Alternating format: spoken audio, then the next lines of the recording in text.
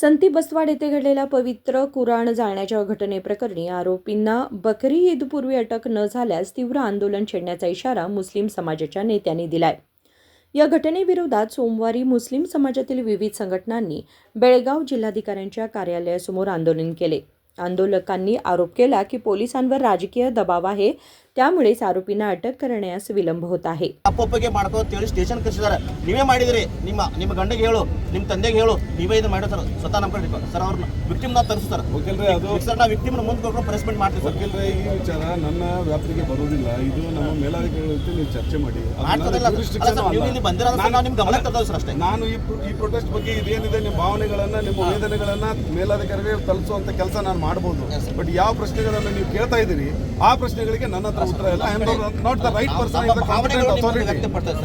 Correct, ನೀವು ಹೇಳಿದ್ದನ್ನು ನಾನು ಹೇಳ್ತೀನಿ ಯಥಾವತ್ತಾಗಿ। ನೀವು 4 ಜನ ಬಂದ್ಬಿಟ್ಟು ನಮ್ಮ ಮೇಲಾಧಿಕಾರಿಗೆ ನೀವು ಭೇಟಿಯಾಗಿ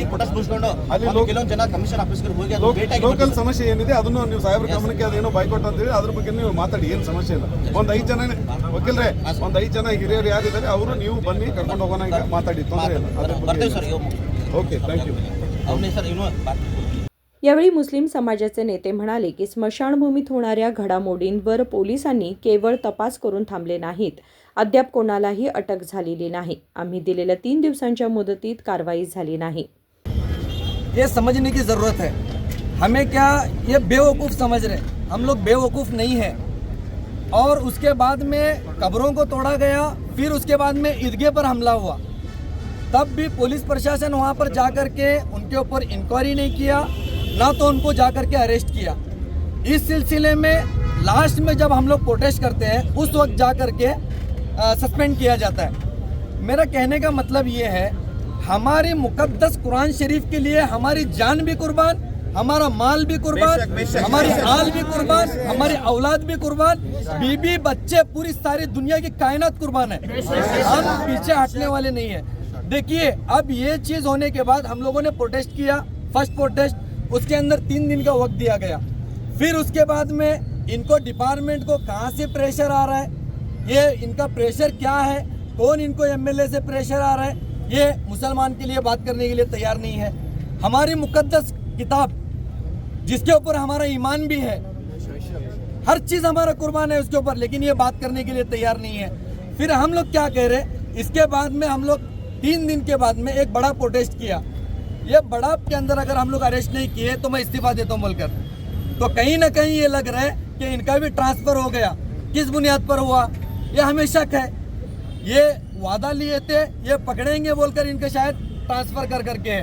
तो मैं कहना क्या चाहता हूँ, मैं यहाँ पर तलवार की बात नहीं है, यहाँ पर किसकी बात नहीं है। लास्ट टाइम एक हम लोग प्रोटेस्ट में सुना है, क्योंकि हम लोग तलवार को धार करेंगे बोलकर, क्योंकि हम भी संविधान के दायरे के अंदर चलते हैं, संविधान को लेकर के चलते हैं, इंडियन कॉन्स्टिट्यूशन के अंदर चलते हैं।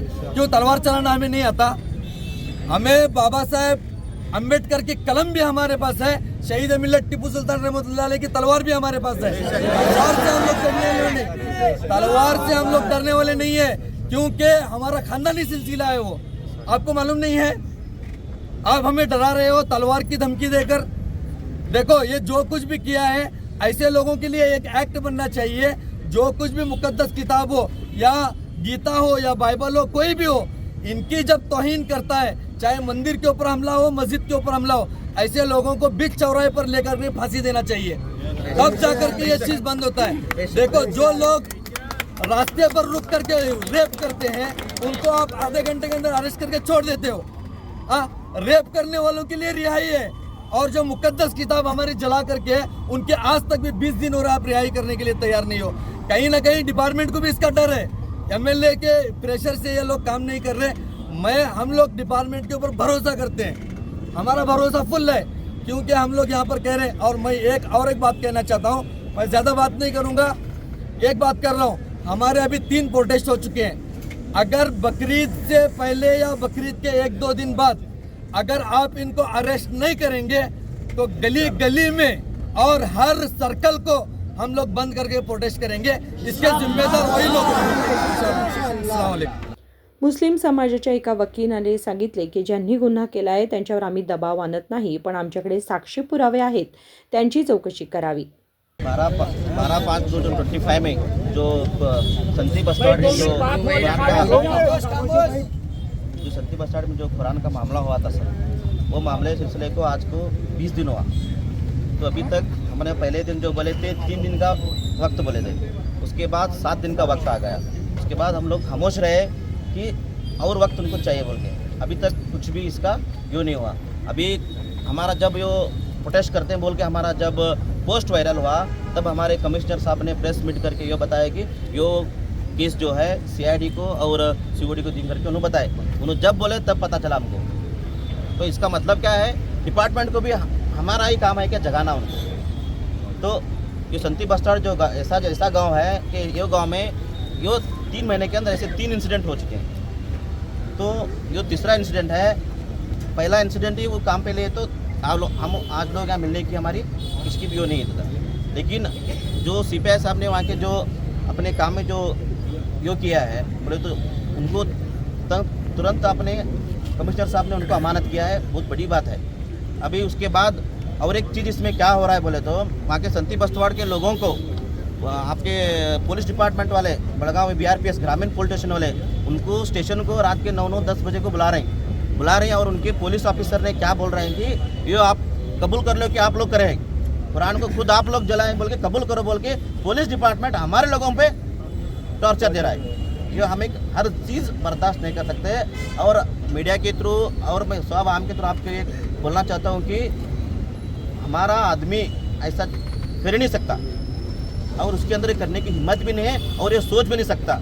लेकिन फिर भी वहाँ की मीडिया जो वहाँ की फिर भी जो पुलिस डिपार्टमेंट है वो हमारे लोगों के ऊपर ही तुम्हें यो जुर्म तुम्हें खुद करें कबूल करो बोल के उनके ऊपर प्रेशर ला रहे हैं। हमारे घरों की औरतों को पुलिस स्टेशन को ला रहे हैं, हालांकि जिसने ये किया है उसको स्टेशन को नहीं ला रहे। तो और कितना वक्त चाहिए हमें पुलिस डिपार्टमेंट और हमारे जिलाधिकारी को ये बोलना चाह रहे हैं कि आने वाला बकरीद ईद के बाद इंशाल्लाह इससे ज़्यादा तादाद में मिलकर इससे बड़ा प्रोटेस्ट करने वाले हैं। आप लोग उसी पहले से अपने वर्क के अंदर जो सेंसिटिव केस है, आपको पता है सेंसिटिव केस है, जल्दी से जल्द जो भी मुजरिम कराए वो मुजरिम को आप गिरफ्तार करिए, उनको कड़ी से कड़ी सजा देना चाहिए और बाकायदा उनका ये काम 7 दिन में हम टाइमिंग नहीं दे सकते, लेकिन हमें ईद के बाद इंशाल्लाह और मिलने वाले हैं। ये मौका आप हम मत दो। सर ये मर्तबा क्या है, मर्द हजरत जो किए थे रैली, अब इंशाअल्लाह ताला ये औरतें भी इंशाअल्लाह बहुत बड़ा आंदोलन होगा सर। रानी सर वास्तव शंभर